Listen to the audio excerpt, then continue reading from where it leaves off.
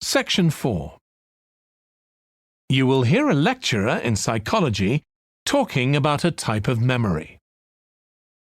First, you have some time to look at questions 31 to 40.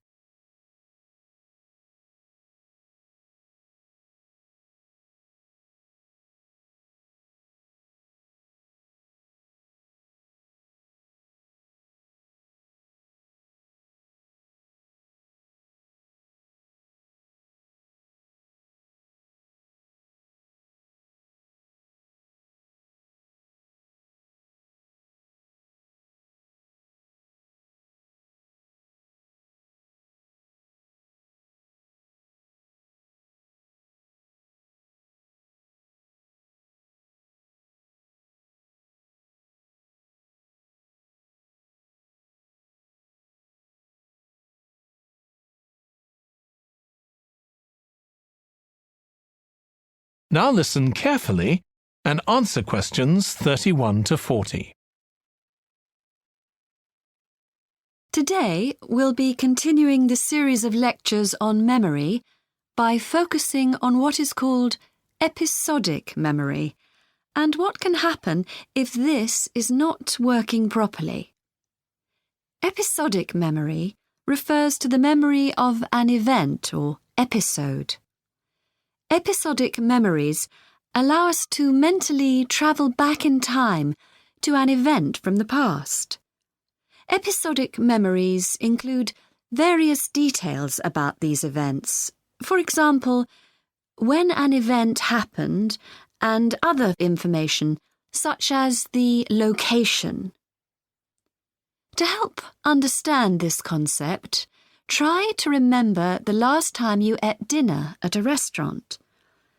The ability to remember where you ate, who you were with, and the items you ordered are all features of an episodic memory. Episodic memory is distinct from another type of memory called semantic memory. This is the type of factual memory that we have in common with everyone else. That is your general knowledge of the world. To build upon a previous example, remembering where you parked your car is an example of episodic memory. But your understanding of what a car is and how an engine works are examples of semantic memory. Unlike episodic memory, semantic memory isn't dependent on recalling personal experiences. Episodic memory can be thought of as a process with several different steps of memory processing, encoding, consolidation, and retrieval. The initial step is called encoding.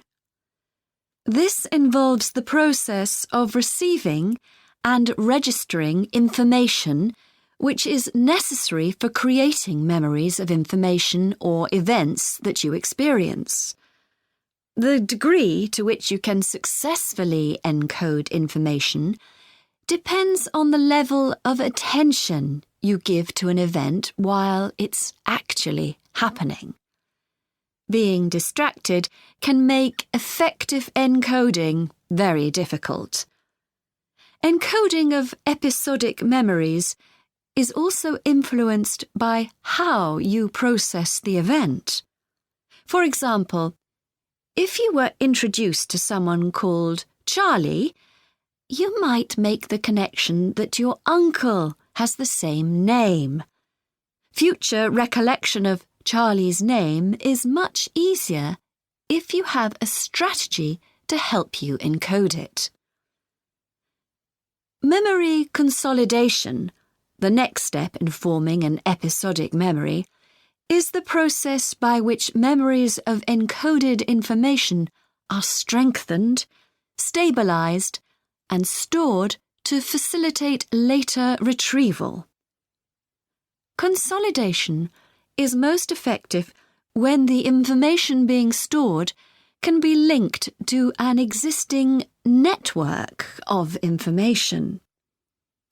Consolidation makes it possible for you to store memories for later retrieval indefinitely. Forming strong memories depends on the frequency with which you try to retrieve them. Memories can fade or become harder to retrieve if they aren't used very often. The last step in forming episodic memories is called retrieval, which is the conscious recollection of encoded information.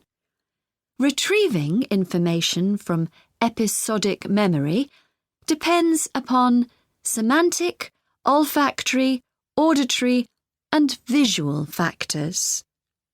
These help episodic memory retrieval by acting as a prompt. For example, when recalling where you parked your car, you may use the colour of a sign close to where you parked. You actually have to mentally travel back to the moment you parked.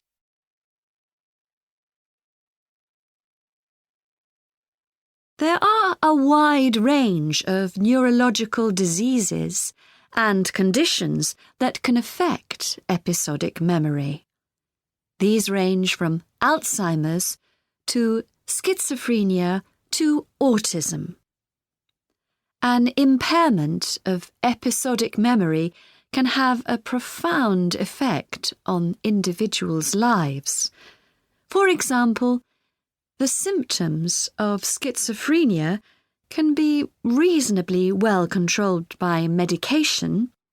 However, patients' episodic memory may still be impaired, and so they are often unable to return to university or work.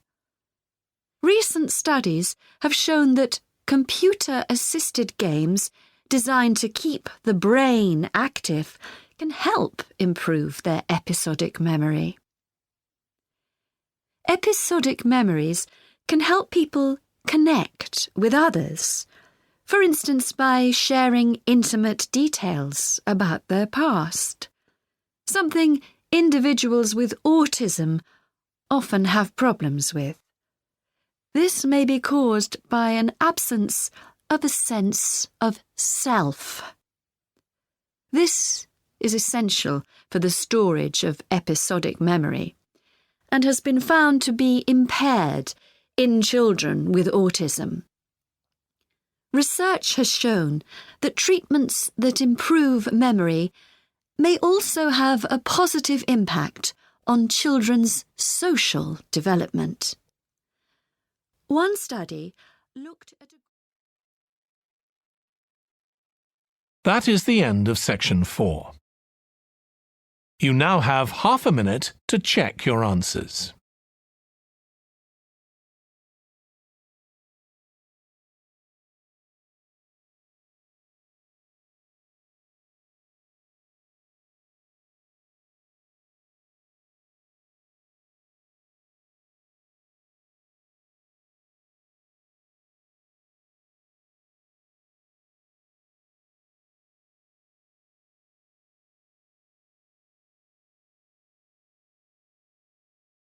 That is the end of the listening test. In the IELTS test, you would now have 10 minutes to transfer your answers to the answer sheet.